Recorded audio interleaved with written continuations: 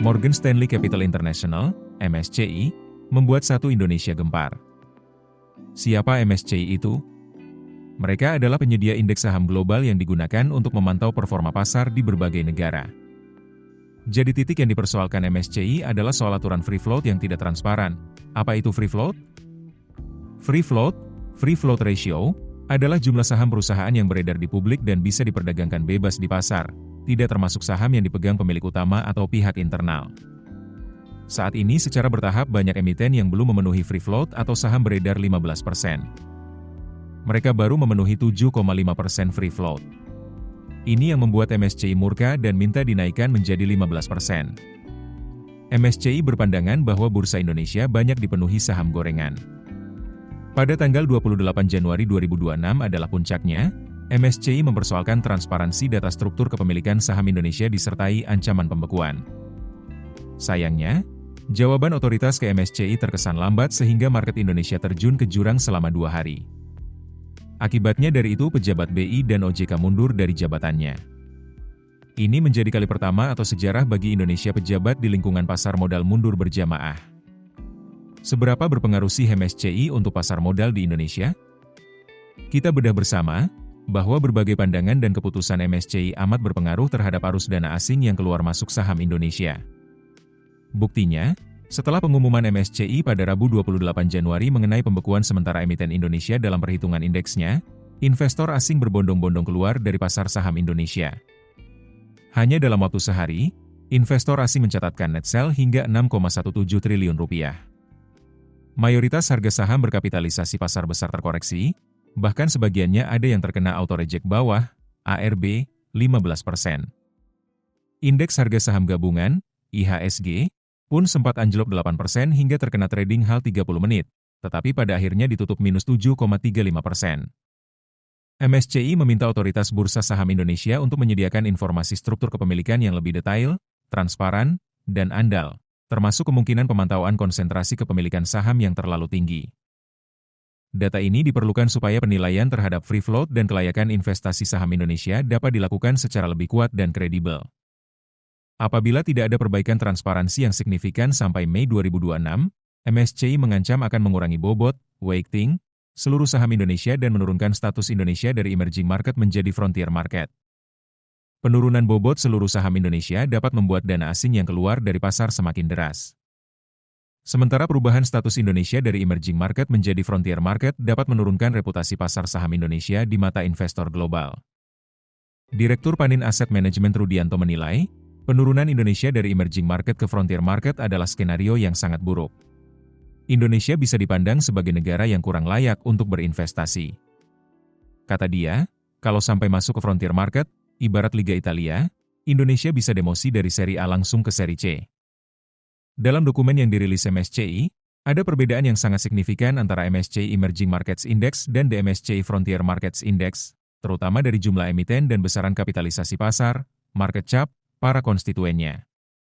Per Desember 2025, jumlah emiten yang masuk dalam MSCI Emerging Markets Index mencapai 1.197, sedangkan MSCI Frontier Markets Index hanya sebanyak 247.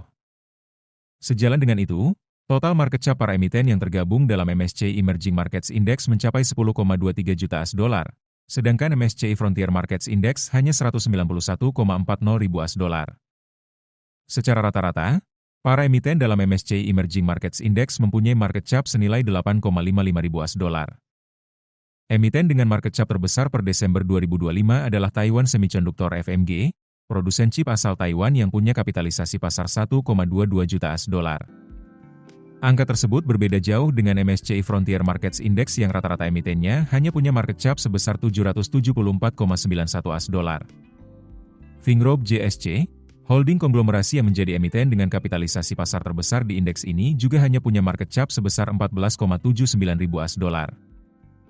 MSCI Emerging Markets Index juga diisi oleh perusahaan multinasional yang sering didengar. Sebut saja Samsung Electronics, Alibaba, dan Xiaomi yang masuk dalam daftar 10 konstituen dengan market cap terbesar per Desember 2025. Secara total, MSCI Emerging Markets Index diisi oleh saham-saham berkapitalisasi besar dan sedang dari 24 negara emerging market.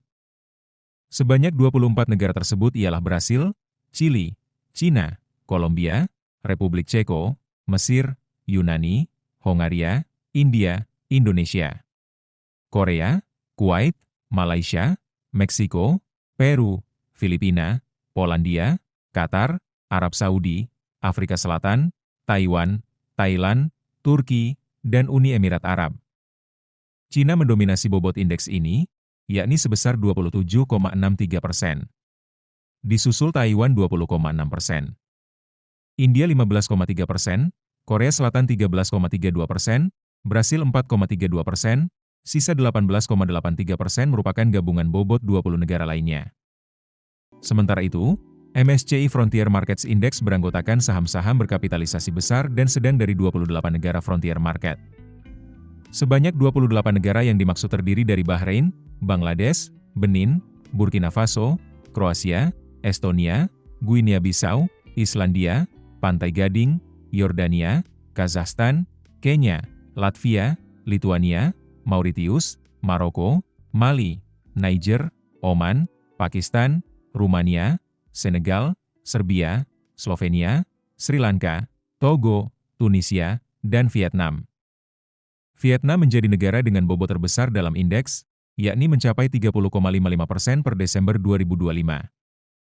Disusul Maroko dengan bobot 12,38%, Rumania 11,38%, Kazakhstan 6,17%, Slovenia 6,09%, dan sisa 33,43% merupakan bobot gabungan dari 23 negara lainnya. Selain ukuran kapitalisasi pasar, perbedaan lain antara emerging market dan frontier markets dapat terlihat dari ukuran transaksi harian, pertimbangan tata kelola, transparansi, peraturan sistem akuntansi, dan lain sebagainya. Buntut dari surat cinta yang dikirim MSCI, Direktur Utama Bursa Efek Indonesia Iman Rahman pada Jumat 30 Januari 2026 mundur dari jabatannya pada pagi hari. Sementara Ketua Dewan Komisioner OJK Mahendra Siregar, Wakil Kepala Dewan Komisioner OJK Mirza Aditya Suara, Kepala Eksekutif Pengawas Pasar Modal Inarno Djadjadi, dan Deputi-Deputi Pengawas Emiten OJK juga mundur dari jabatannya secara berjamaah pada sore harinya. Download aplikasi Kontan sekarang di App Store atau Play Store. Keputusan bisnis terbaik datang dari data, bukan tebakan. Mudah berlangganan Business Insight dengan subscribe with Google.